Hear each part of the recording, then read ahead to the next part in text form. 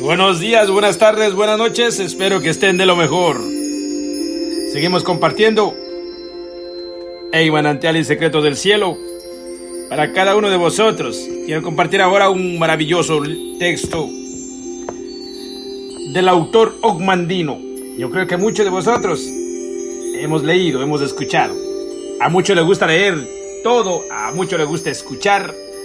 Quizá a otros poquito, a muchos les gusta escuchar la computadora, que es como robot que habla, a muchos voz humana. Pero yo quiero hacer lo que está a mi alcance para cada uno de vosotros, porque es necesario hacer la diferencia. La Universidad del Éxito de Ogmandino. Dedicado con humildad y amor a los más de 10 millones de lectores en todo el mundo, que han recibido con beneplácito mis libros en sus hogares y en sus corazones. Cada uno de vosotros, pues, recibiremos de lo que hay. Estoy convencido, manifiesto, saqueo, de aquí en la tierra, la vida es solo un juego en el cual nadie tiene que ser el perdedor, no importa cuál sea su apuro o condición. Creo que todos podemos gozar de los frutos de la victoria, pero estoy igualmente seguro de que lo mismo en los demás juegos. Nadie puede participar en este misterioso acto de vivir con alguna esperanza de lograr satisfacción, a menos de que comprendamos unas cuantas reglas muy sencillas. Tomado del éxito más grande del mundo de Ogmandino. Bienvenido a la Universidad del Éxito. Enhorabuena. Si hasta ahora ha asistido con gran tedio a la escuela de los golpes duros, le tengo una gran noticia. Acabo de ser transferido. Su vida está a punto de cambiar y para mejorar. Olvídese del día de ayer y del mes pasado y del año pasado, con su deprimente diario de fracasos y desengaños. Todo eso ha quedado atrás. Este es el día que usted empezaba a creer que jamás llegaría, y sin embargo, ya está aquí. Este es el día que empezará a darle a su vida un giro totalmente nuevo. Este es el día en que empezará a aprender los secretos más grandes del éxito, enseñados por expertos, y aún más importante, cómo usar lo que aprenda a fin de crear un mundo mejor para sí mismo y para todos sus seres queridos. Henry David Thoreau escribió en una ocasión: ha llegado el momento de que contemos con escuelas fuera de lo común, de que no abandonemos nuestra educación cuando empezamos a convertirnos en hombres y mujeres. A todo lo largo de las páginas de este libro estará en un proceso de ingresar a una escuela fuera de lo común, diseñada para proporcionarle una valiosa información que llenará una gran brecha en su vida. Y sin lugar a dudas, sus instructores forman parte de la mejor facultad que jamás se hayan reunido para impartir sus enseñanzas sobre el tema del éxito y cómo lograrlo. Dale Carnegie, John Paul Getty, el Dr. Maxwell Maltz, Napoleon Hill, Van Moon, Norman Vincent Peale, el Dr. Wayne Dyer, White Clement Stone, Dorothy Brand, Richard DeVos, Benjamin Franklin, Lord Beaverbrook, Joy Brothers, solo son algunos de los nombres de las 50 brillantes mentalidades que por vez primera en la historia se han reunido para convertir en realidad un sueño que he tenido durante los largos años: publicar el máximo libro sobre el éxito, en el que únicamente los maestros de reconocida autoridad sobre este tema estuvieran a su disposición para aconsejar, enseñar y guiar a usted. Sin duda, todos esos años que pasó en la escuela le enseñaron incontables cosas. Pero durante todas esas horas pasadas en todas esas clases, nunca, ni siquiera durante un solo periodo de 50 minutos, le enseñaron o lo demostraron la forma de poner en práctica lo aprendido a fin de llevar una vida plena de felicidad, logros y éxitos. Ese es el único objetivo de este libro, y con el potencial que usted posee, juntos triunfaremos. Éxito, palabra mágica, como oro, amor o Shangri-La, evoca en nuestra mente diferentes visiones, pero siempre seductoras. ¿Acaso ha faltado en su vida? Aún si es así, ¿no es verdad que todavía fantasea pensando en lo maravilloso que sería todo si tan solo el destino sonriera en su dirección, otorgándole una porción más generosa de dinero, posición, poder, libertad y quizá incluso cierto toque de fama? ¿Por qué es tan difícil el éxito? Somos, cada uno de nosotros, un milagro. En lo más interno de nuestro yo, el piloto de la luz de la esperanza jamás llega a extinguirse. Mecánicos, ejecutivos, agentes de ventas, estudiantes, modelos, escritores, carpinteros, operadores de computadoras, propietarios de tiendas, empresarios, pescadores de fruta, corredores de bolsa, amas de casa. Todos, hasta cierto grado, nos abandonamos a los mismos sueños y deseos. Vernos libres de toda necesidad, habitar en una caja mejor, casa mejor, no deberle nada a nadie, conducir ese elegante automóvil último modelo, comer en un restaurante elegante de vez en cuando, ir de vacaciones a lugares exóticos, contar en nuestro guardarropa con prendas de vestir con la firma de algún diseñador, enviar a nuestros hijos a las mejores escuelas. ¿Y por qué no? ¿Acaso desde el momento en que nacimos no se nos ha dicho que vivimos en una tierra de oportunidades ilimitadas? ¿Por qué no? La respuesta es obvia, pero dolorosa. La inmensa mayoría de nosotros no tiene absolutamente la menor idea de cómo empezar a convertir esos sueños en realidad. Sin lugar a duda, usted posee los instrumentos necesarios para crear una vida magnífica. ¿Pero de qué le sirven si no sabe cómo usarlos? ¿Y cómo puede usted crear una vida digna de vivirse sin contar con algún plan o programa de acción detallado? Ni una sola vez en la escuela primaria, en la secundaria o en la preparatoria, y ni siquiera en las más venerables aulas de enseñanza superior lo instruyeron sobre las simples técnicas para fijarse metas, para motivarse a sí mismo y a los demás, para hacer frente a la adversidad, para eliminar los hábitos de autoderrota, para aprovechar el tiempo en forma ventajosa, para practicar el poder de elección, para desarrollar la confianza en sí mismo, para llevar a cabo las cosas que teme hacer, para generar entusiasmo a voluntad, para organizar su vida, para acumular riquezas, para lograr que los demás le den lo que usted desea, para tener la apariencia de un ganador, para guiar a sus hijos, para hacer frente a las tensiones, para apreciar todo lo bueno que se tiene y tantas cosas más. El hecho de que de algún modo se le haya arreglado para sobrevivir es un tributo a su fe y a su valor. Y no obstante, aun cuando seguimos adelante, nos vemos acosados por nuestras deficiencias. Estamos vívida y dolorosamente conscientes de ellas cada vez que encendemos el aparato de televisión o tomamos un periódico o una revista.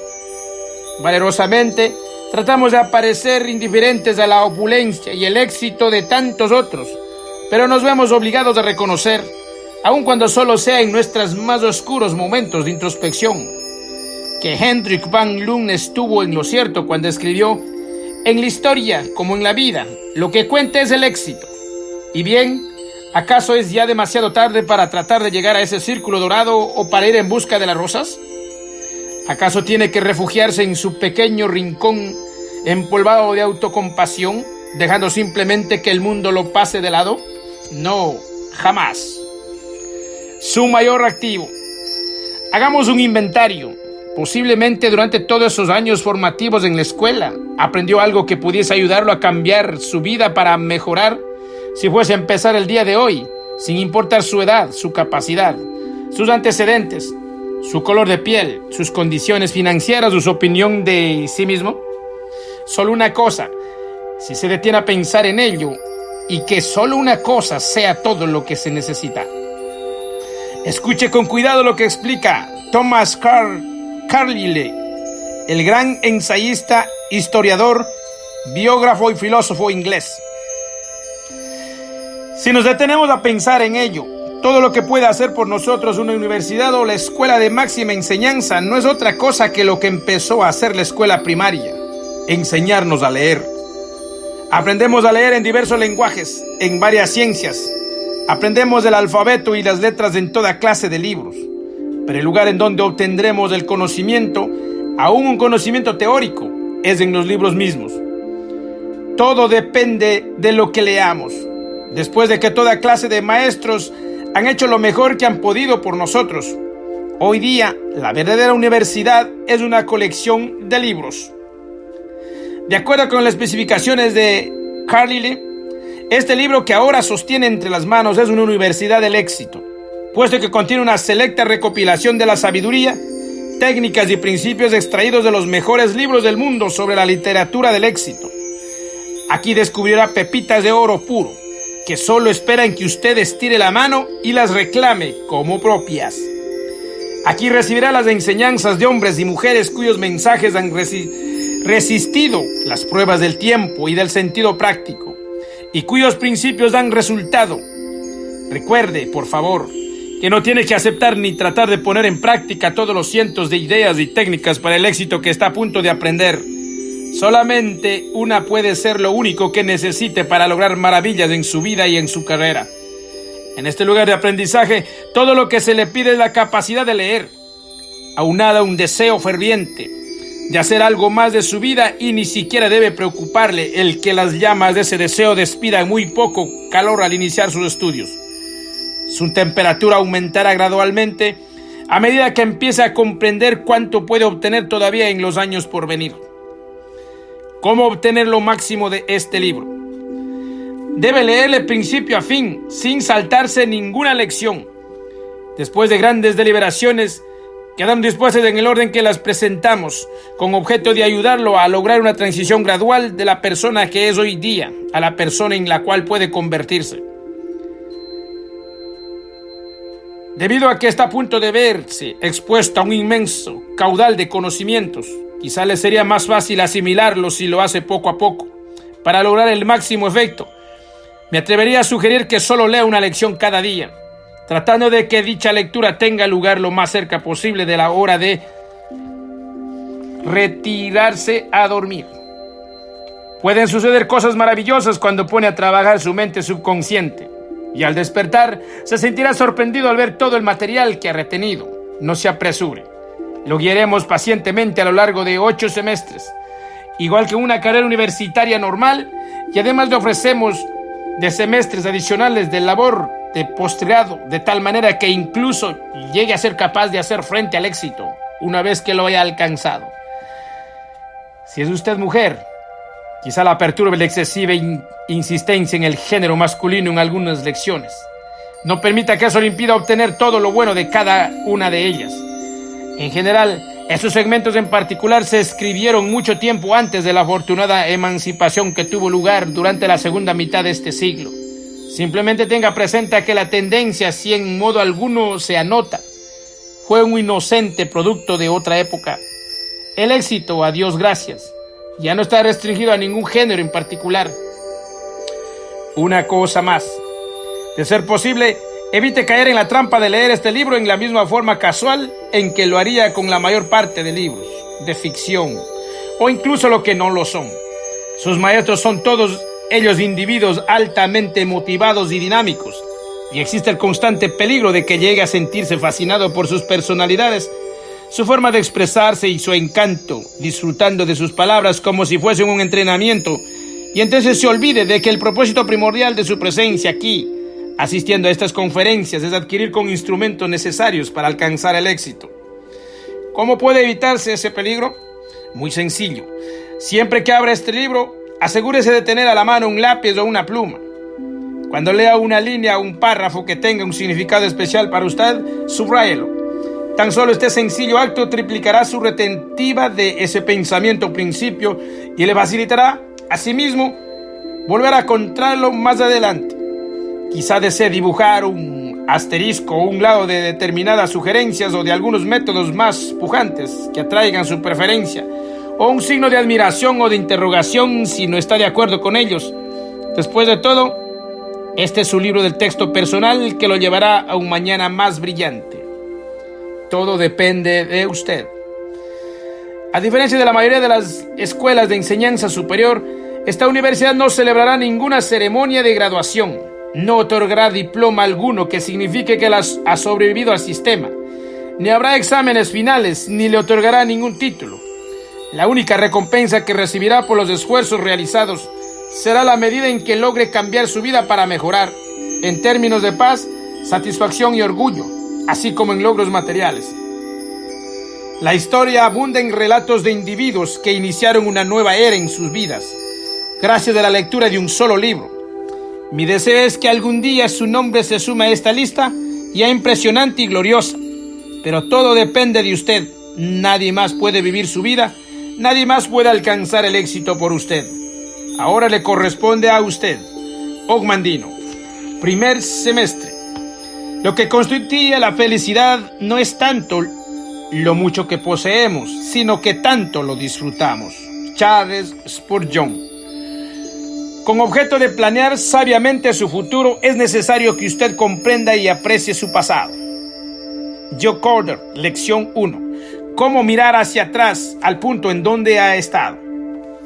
¿Ya está preparado para darse el primer paso en dirección a una vida mejor? Si lo está, espero sinceramente que todavía resuenen en su mente las dos frases del capítulo de bienvenida. Nadie más puede vivir su vida. Nadie más puede alcanzar el éxito por usted.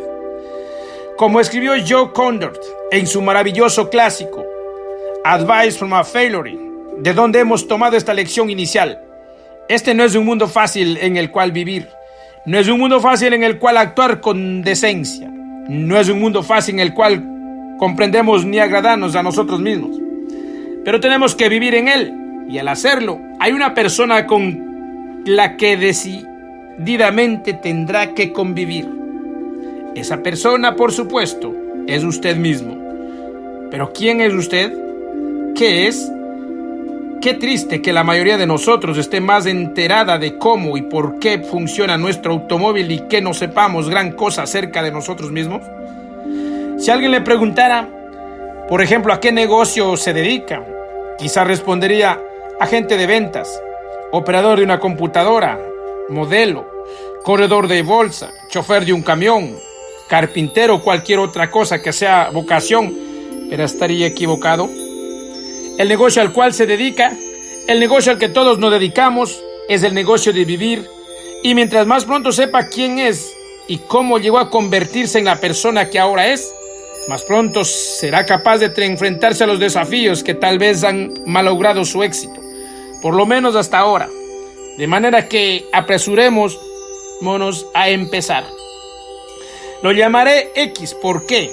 Al inicio de su historia, X era víctima de una amnistía total. No recordaba cuál era su nombre ni su vida anterior, ni siquiera cómo había llegado hasta el sitio en donde se encontraba. La mejor conjetura era que se dedicaba a la aviación y que había ocurrido un accidente. Al volver en sí, le pareció encontrarse en una oscura cueva y aparentemente no tenía ningún hueso roto, puesto que podía mover sus miembros, pero su cerebro apenas funcionaba y poco después volvió a hundirse en la inconsciencia. No tenía la menor idea de cuán tiempo permaneció en la cueva. Débil, indefenso, dormitaba. Se movía un poco y volvía a adormecerse. Puesto que estaba abrigado, no tenía hambre y se sentía perfectamente cómodo. No hizo esfuerzo alguno por levantarse. Se sentía satisfecho dejando que las cosas siguieran como estaban. Pero el paraíso se pierde igual que se gana. Y un día despertó al sentirse arrastrado sin ceremonia alguna hacia la luz. Se sintió invadido por una gran ansiedad y gritó aterrorizado. Por vez primera desde el accidente, temió por su vida. Era un temor primitivo y devorador que inundaba todas y cada una de sus células, todos sus vasos capilares. Al surgir de la oscuridad, sintió que el cerebro le quemaba y que sus ojos se cegaban ante la intensa luz. Los sonidos latían en sus oídos y el frío lo penetraba a través de cada uno de los poros hasta donde podía saber. Los aborígenes que los arrancaron violentamente de su escondrijo lo arrastraron hasta el infierno. No obstante, era aparente que no pretendía darle muerte. Lo cubrieron y después lo acostaron y exhausto, X se quedó dormido. Durmió la mayor parte de los días y semanas que siguieron. Se encontraba demasiado débil para siquiera erguir la cabeza. Todas sus energías se concentraban en su interior en un esfuerzo por mantenerse con vida, incapaz de pronunciar una sola palabra y a merced de los aborígenes. Para satisfacción de todas sus necesidades, gritaba al despertar y lloraba de impotencia cuando nadie venía a su lado. Quizá esta clase de comportamiento no le parezca muy digna de admiración, pero póngase en su lugar. Estaba muy débil e indefenso, rodeado de extrañas curvas, costumbres e intenciones ni siquiera imaginaba. Su mente apenas funcionaba, sus ojos veían escasamente y sabía muy poco más, fuera del hecho de que estaba con vida y totalmente dependiente. Pero gradualmente su pánico empezó a desvanecerse y sentía que su mente surgía poco a poco de su anterior ofuscamiento. A medida que recuperaba las fuerzas, su atención se dirigía hacia el exterior durante breves momentos y trataba de reunir algunos indicios para averiguar quién era y dónde se encontraba y si los aborígenes eran seres amistosos.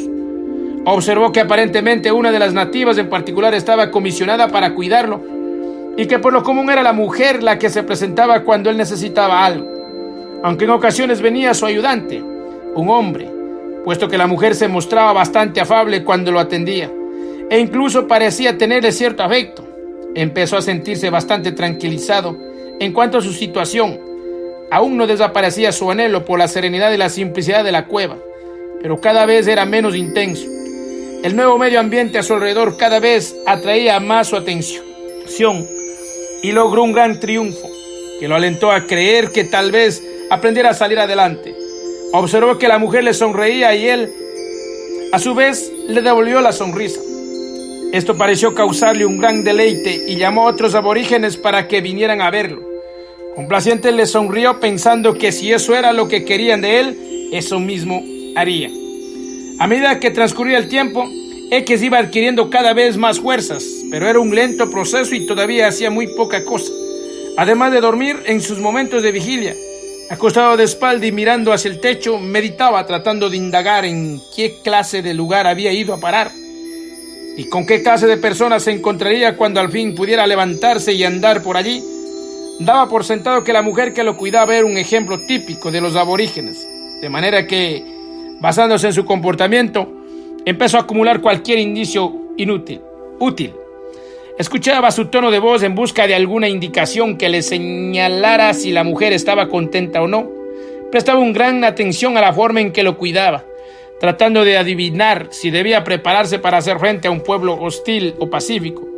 Llevaba la cuenta del tiempo que transcurría desde el momento en que indicaba que tenía hambre hasta que ella se presentaba con el alimento, tratando de saber si más adelante tendría que luchar por su subsistencia o si obtendría fácilmente todo lo que necesitaba.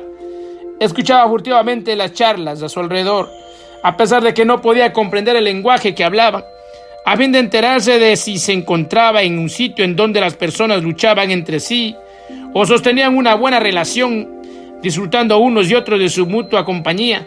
Observaba la expresión de la mujer mientras atendía todas sus necesidades para indicar si se trataba de un pueblo puritano o natural.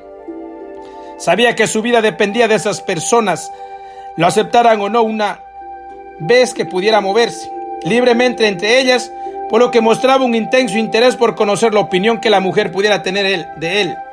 Analizaba su comportamiento en busca de alguna señal que le indicaría si le agradaría, si lo encontrarían simpático y atractivo, si evocaría una reacción de simpatía e interés o simplemente no le harían caso.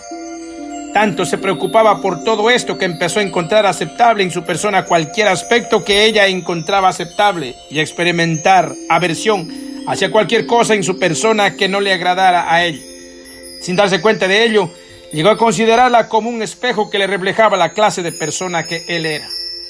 Puesto que dependía a tal grado de ella, cuando se apartaba de su lado se preguntaba con desesperación si volvería alguna vez. Parte de la vieja ansiedad lo inundaba de nuevo cuando tenía que lo hubiera abandonado. La mujer le prestaba tanta atención que le llevó mucho tiempo comprender que se trataba de una persona con una vida propia, que su vida no se centraba exclusivamente en la de él, que eran dos personas diferentes. En un principio la consideró simplemente como una extensión de sí mismo, las piernas que podían ir en busca de lo que necesitaba, los brazos que lo acercaban al alimento a la boca. Su debilidad lo volvió terriblemente egoísta, igual que se vuelven egoístas las personas enfermas. Como pasaban juntos tanto tiempo, empezó a desarrollarse cierta intimidad entre X y la mujer. Elaboraron su propio lenguaje de señas y sonidos. La mujer siempre mostraba cierta empatía ante sus necesidades, pero ahora él empezaba a comprenderla mejor, a conocer su estado de ánimo y a leer en la expresión de su rostro. A veces reían mucho cuando estaban juntos y en ocasiones simplemente permanecían callados. Se recreaban en un juego triviales y bromeaban entre sí. En una ocasión, mientras jugaban, le dio un ligero mordisco para demostrarle que su fuerza iba en aumento. Y se sorprendió al ver que ella, echándose hacia atrás, frunció el ceño y le halló en un tono de voz áspero. No trataba de lastimarla. Entonces decidió que eso significaba que a los aborígenes no les agradaba un comportamiento agresivo y que más le valía ahogar cualquier impulso en ese sentido.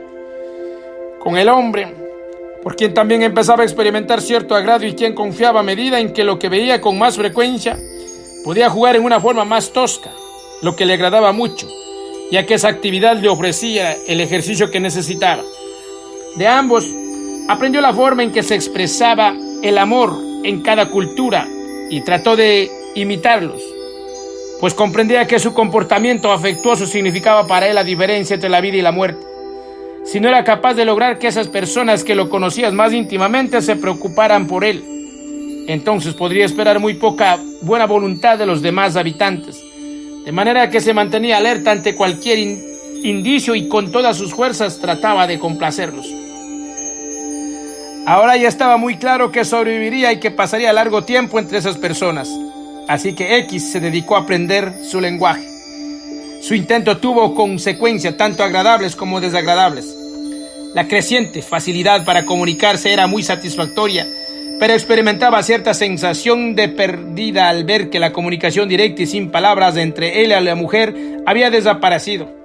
Sentía nostalgia por ello, igual que sintió nostalgia por la cueva y la sentirá a medida que perdiera esa cálida intimidad al volverse cada vez más competente y más capaz de cuidar de sí mismo.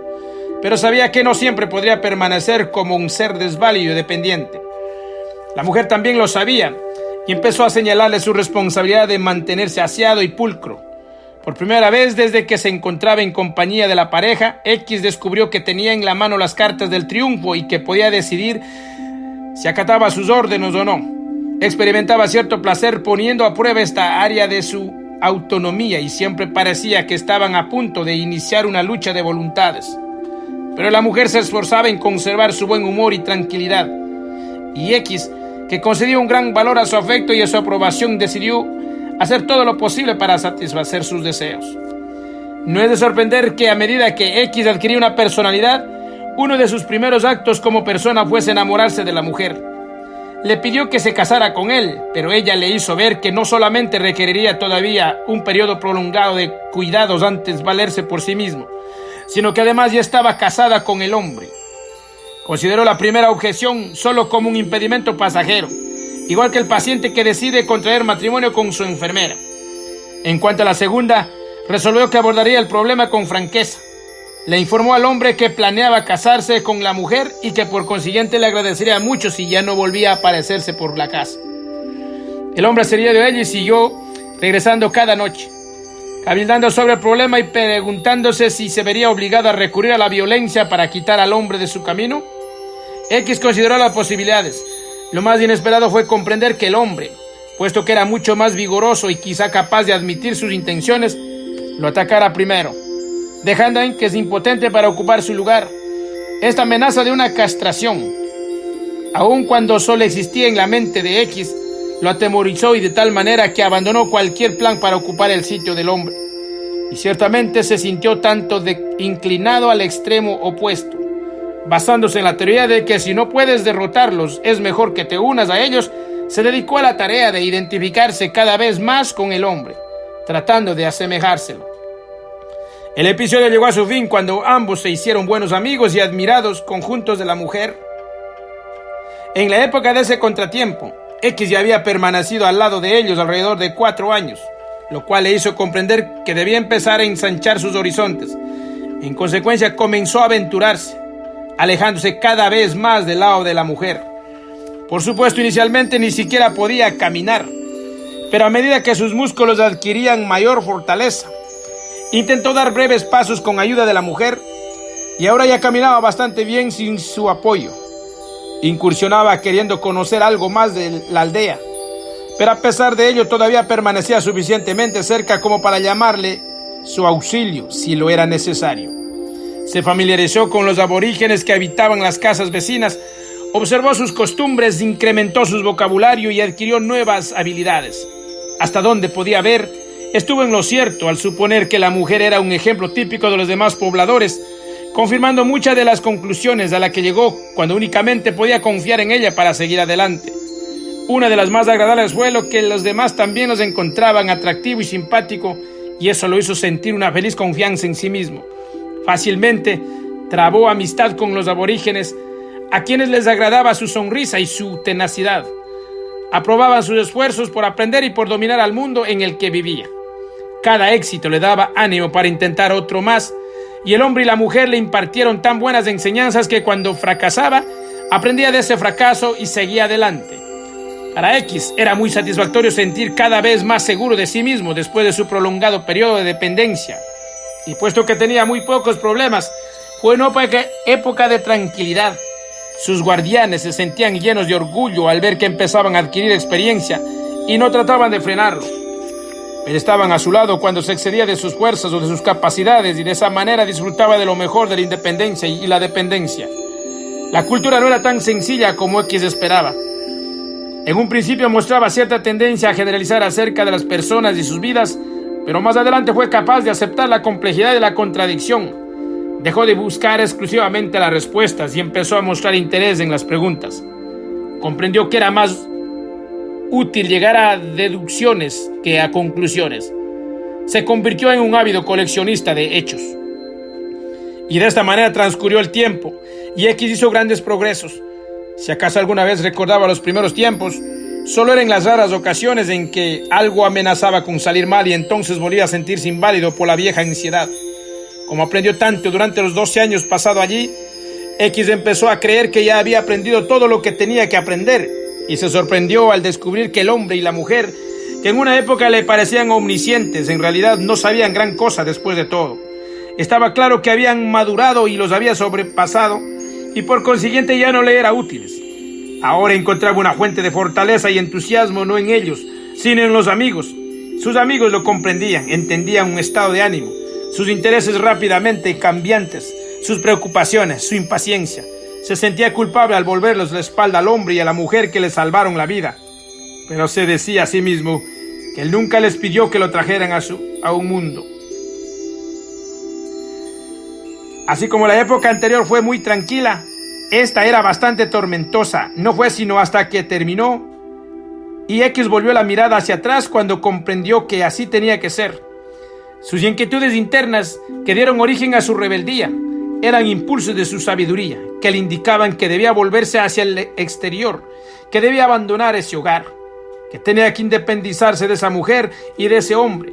Si alguna vez quería realmente averiguar quién era y en dónde estaba su lugar, fue una ardua época navegando mientras aún seguía anclado en el muelle.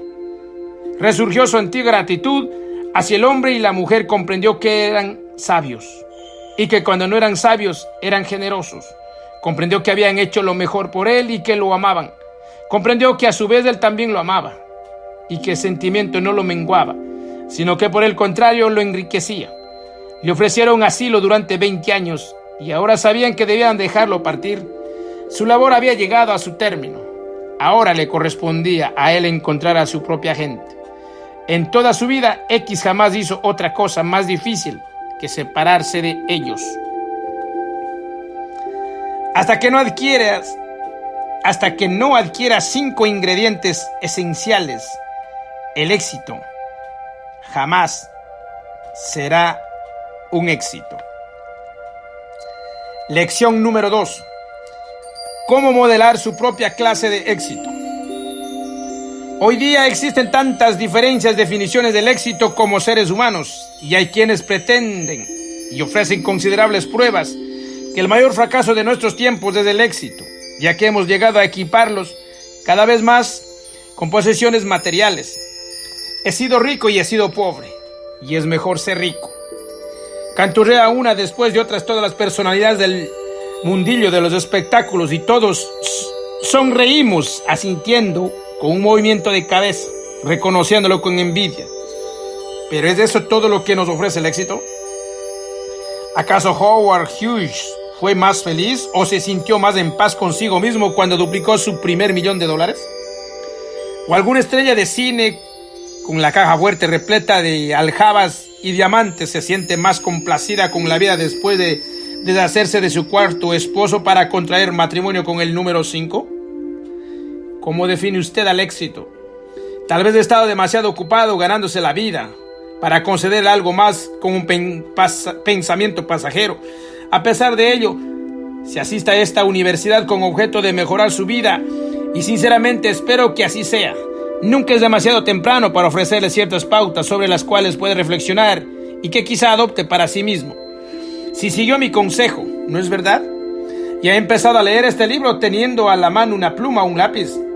Eso espero, ya que hay muchas cosas valiosas que aprender y recordar del brillo Howard Whitman, a medida que nos revela cuáles son los ingredientes para alcanzar el verdadero éxito según su libro Success is Within You. Hay 2 importantes criterios para el éxito. Primero, ¿creen los demás que usted ha tenido éxito? ¿Lo cree usted? Estos 2 criterios se relacionan entre sí, igual que un popote se relacione con una leche malteada. Si quiere disfrutar plenamente de una leche malteada, es conveniente contar con ambas cosas. Pero si únicamente puede tener una de ellas, ciertamente es mucho mejor tener la leche malteada que tener solo el popote. Pues este último solo es bastante inútil. Y es bastante inútil y también vano el que todo el mundo piense que usted es un éxito si usted mismo no lo cree así. La leche malteada de su éxito es su propio conocimiento interno de ese éxito. Contando con eso, no se requiere necesariamente el reconocimiento del mundo externo. El problema surge cuando tratamos de moldear nuestro éxito de acuerdo con las especificaciones del mundo externo, a pesar de que no sean de las mismas especificaciones que hemos obtenido buscando en el fondo de nuestro corazón. ¿Para quién vamos a lograr el éxito? ¿Para nosotros o para alguien más? El éxito, si deseamos que tenga algún significado, debe ser algo personal. Varía de un individuo a otro, igual que varía la personalidad.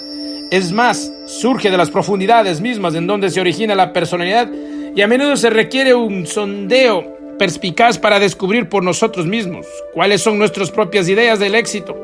Con demasiada frecuencia nos adaptamos al mundo externo en nuestros patrones de éxito, sin concederles ningún pensamiento o análisis de la misma manera que nos adaptamos en otros aspectos de la vida. Pero entre nosotros hay un puñado de valientes que se han atrevido a pensar en ello y ocasionalmente han delineado en todos sus detalles ciertos patrones de éxito que son a la vez honestos, valerosos e individuales. William Faulkner, el novelista ganador del premio Nobel, comentaba: nací para ser un vagabundo. Me sentía más feliz cuando no poseía nada.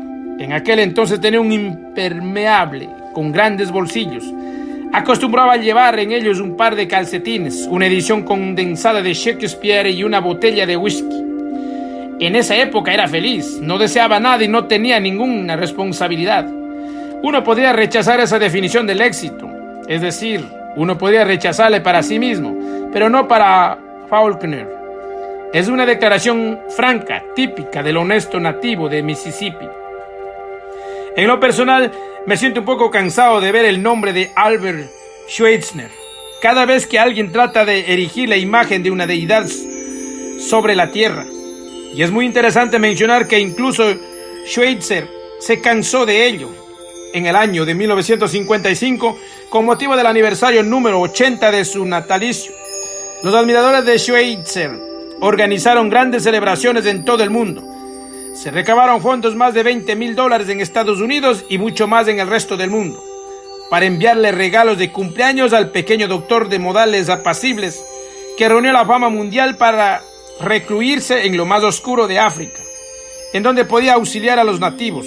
En su hospital de Lambaréné, en el África ecuatorial francesa, se reunieron 500 admiradores que con los brazos llenos de flores cantaban y hacían sonar campanas para saludarlo el día de su cumpleaños, ya que la fama resplandecía sobre el buen doctor con más brillo en la misteriosa y sombría África, de lo que jamás lo hizo en las luminosas ciudades de Europa.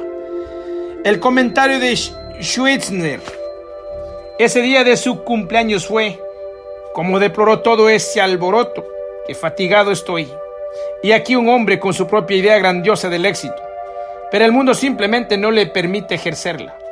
En la turbulencia europea de mediados del siglo XIX, la incurablemente romántica escritora George Sand, que además despreciaba los convencionalismos, escribió en una de sus famosas cartas una definición bastante notable del éxito.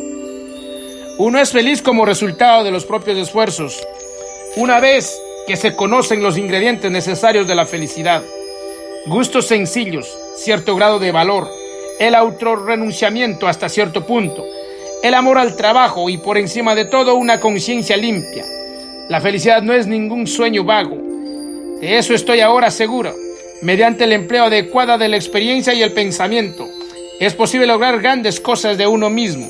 Por medio de la determinación y la paciencia, incluso es posible restaurar su propia salud.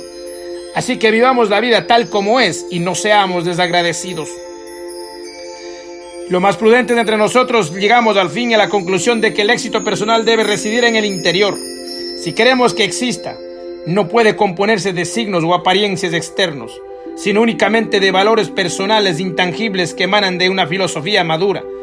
Una de las cosas que más impresionaron al mundo acerca de Mahatma Gandhi fue la fotografía de todas sus posesiones terrenales, que se publicó en la época en que falleció: un par de anteojos, un par de sandalias, unas cuantas prendas de vestir muy sencillas, un torno de hilar a mano y un libro. Y no obstante, el mundo se percató de que había fallecido uno de los hombres más ricos. Quizá el mundo, en las profundidades de su conciencia, estuvo hasta cierto punto consciente de lo que trató de expresar Henry David Thoreau en una sencilla frase: un hombre es rico en la proporción de las cosas de que puede prescindir. El mismo Gandhi hablaba a menudo de la reducción de las necesidades. Para él la vida era un proceso gradual de despojo de las necesidades, de tal manera que el ser humano, de ser un niño que llora en la cuna y que necesita todo, si vive con éxito, llega a madurar en forma gradual, hasta convertirse en un adulto que virtualmente no tiene necesidad de nada. Gandhi mismo fue un ejemplo de tal madurez, un ejemplo tan raro, que su vida representa para el resto de nosotros lo mucho que nos falta para alcanzar todo el potencial de madurez humana.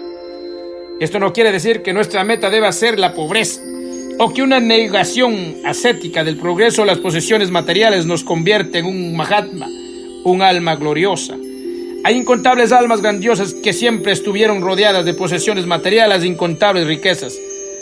Andrew Carnegie, Jacob Riis, Julius Rosenwald, Samuel Mather, los Guggenheims y Russell Sage, solo para mencionar unos cuantos. En estos casos, todos esos hombres alcanzaron un verdadero éxito personal, tanto externo como interno. Se las arreglaron para obtener la leche malteada y el popote también. Existen ciertos factores constantes que se encuentran en el verdadero éxito, ya sea que trate el éxito de un Andrew Carnegie o de un Mahatma Gandhi. Estos son los factores esenciales, independientes de la riqueza o el logro, de la pobreza o el ascetismo. Estos son los factores dinámicos del éxito, la médula y elementos mismos de todo ello. El primer factor constante es el propósito. Una persona debe saber que en cualquier cosa que haga, avance en dirección a una meta. El peor enemigo del éxito es ir a la deriva. Difícilmente podemos sentir que hemos alcanzado el éxito en medio de un pantano. Pero mientras la persona se fija un propósito, tendrá la impresión de que sus energías y su pensamiento creativo lo llevan hacia alguna parte. Y a lo largo de esa jornada experimentará gran satisfacción, de la misma manera que se experimenta una inmensa desesperación siempre que pensamos, como frecuentemente decimos con una gran perspicacia, que no vamos aún a ninguna parte. Una noticia reciente de Biloxi, Mississippi, ilustra poderosamente el papel que desempeña el propósito para hacer que la vida valga la pena de vivirse.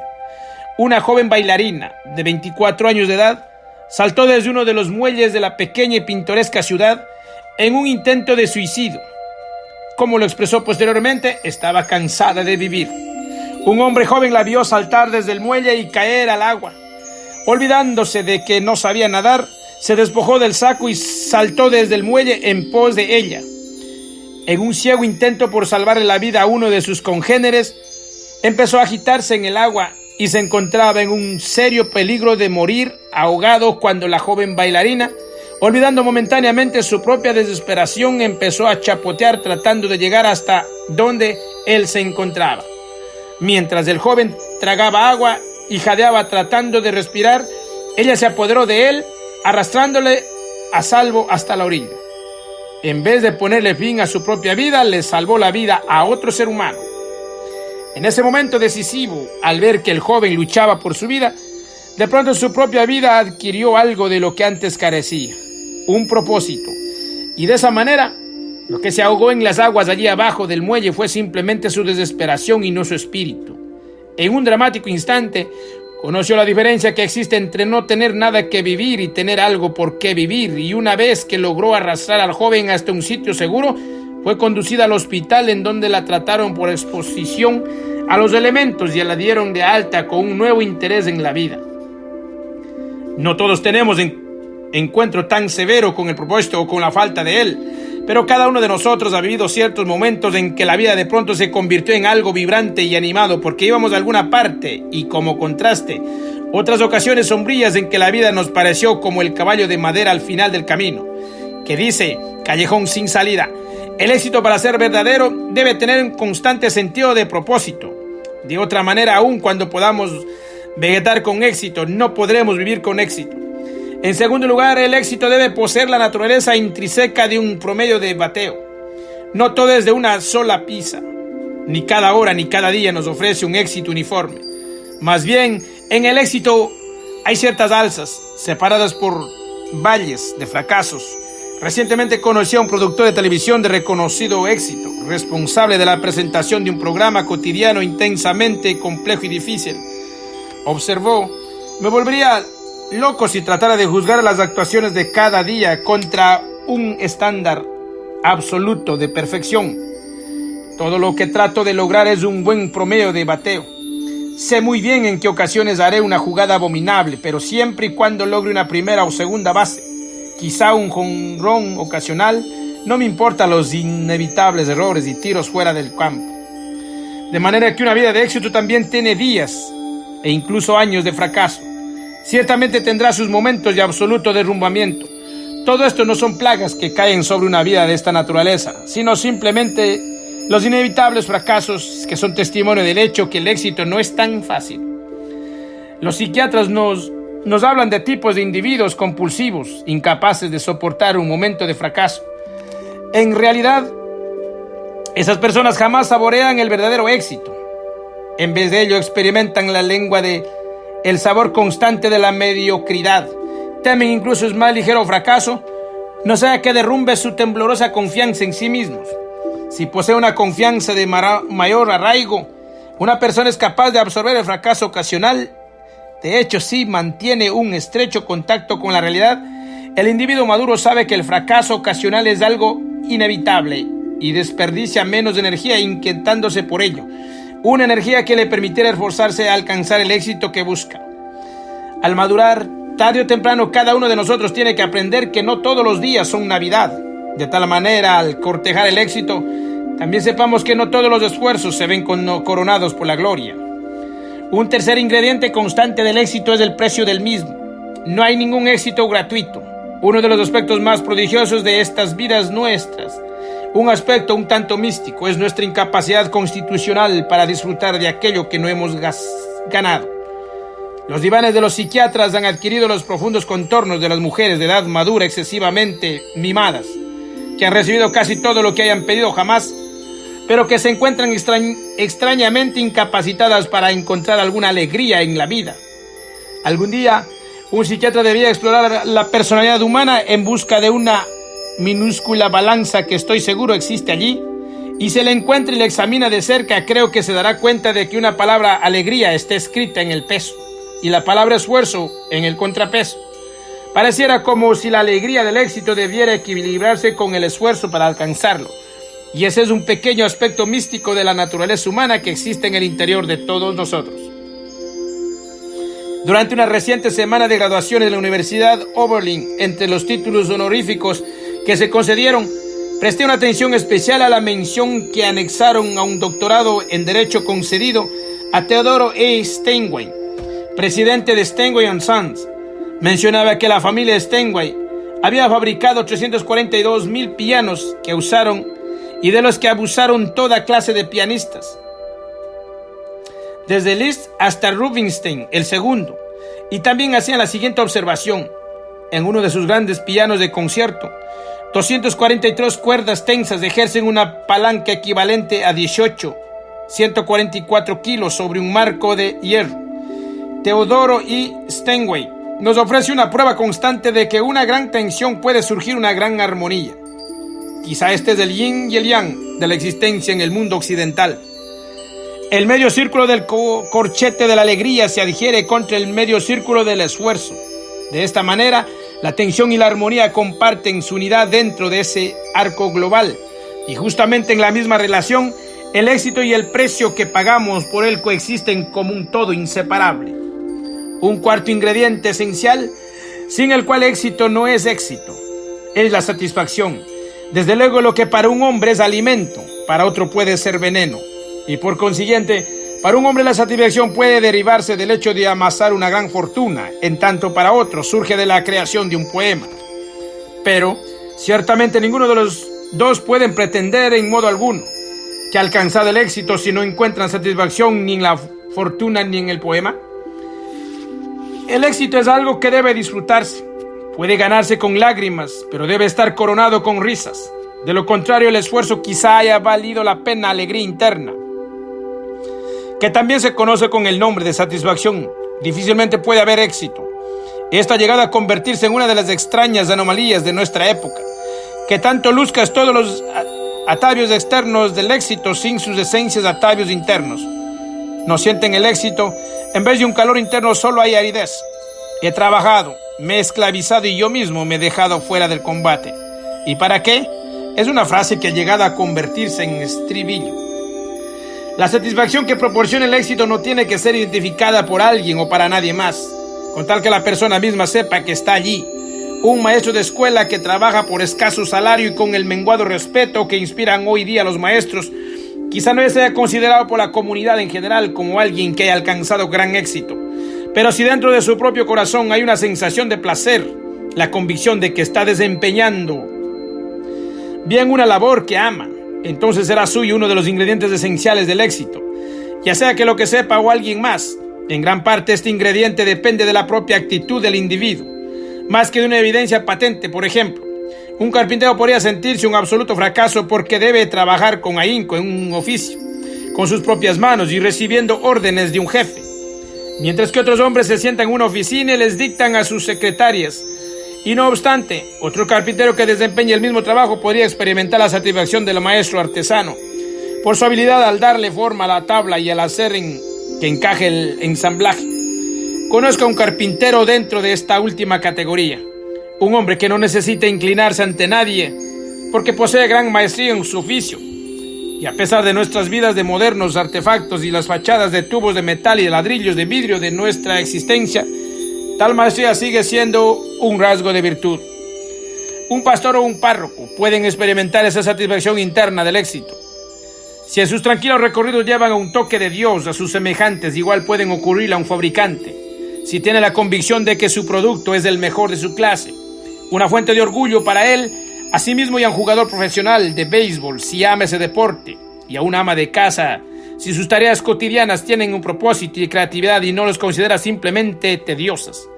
La satisfacción, que en gran parte se deriva de una actitud, está asequible a todos porque se inicia en el interior, como una especie de pepita central en los estratos más profundos de nuestras almas. Finalmente, el último elemento básico del éxito es la espiritualidad. Es difícil imaginar a alguien que crea que ha logrado éxito sin que también se sienta relacionado en alguna forma con los propósitos más grandiosos de la vida y con el autor de sus propósitos. Ya sea que se trate de un vagamundo con éxito o de un banquero con éxito. Si quiere percibir todo el aroma de este éxito, debe tener la convicción, por muy sutil que sea, de que está en armonía con Dios. De alguna manera debe percibir las penetrantes corrientes de la existencia de Dios y reconocer su propia existencia en esas corrientes. Una vez más, esto es algo muy personal. La espiritualidad del vagamundo con éxito y la espiritualidad del banquero con éxito difícilmente podrían resonar con la misma octava. Pero no obstante, a pesar de estar muy lejos de la otra en la escala, forman una armonía. Lo que cuenta no es la disparidad de la perspectiva o de la vocación, sino el hecho de que ambas estén en armonía con la vida y con su hacedor. El éxito no es una camisa de fuerza, no es un molde dentro del cual deba vaciarse todo, no es ningún sello rígido, es tan individual como nuestras huellas digitales o la mirada que hay en nuestros ojos. Todo lo que necesitamos es el valor de ser y de realizarnos nosotros mismos. Sentir lástima de sí mismo y de sus condiciones actuales no solo es un desperdicio de energía, sino también el peor hábito que pudiera tener. Bueno, amados hermanos, he compartido 2 lecciones, pero cada uno de vosotros espero que disfruten. A los que aman el éxito, ya saben más o menos qué es éxito. Espero seguiré compartiendo con los próximos capítulos de los próximos días, meses o años. Que el Eterno lo bendiga grandemente. Un secreto más de secretos y manantiales del cielo para cada uno de vosotros. Bienvenidos a la Universidad del Éxito. Bye bye.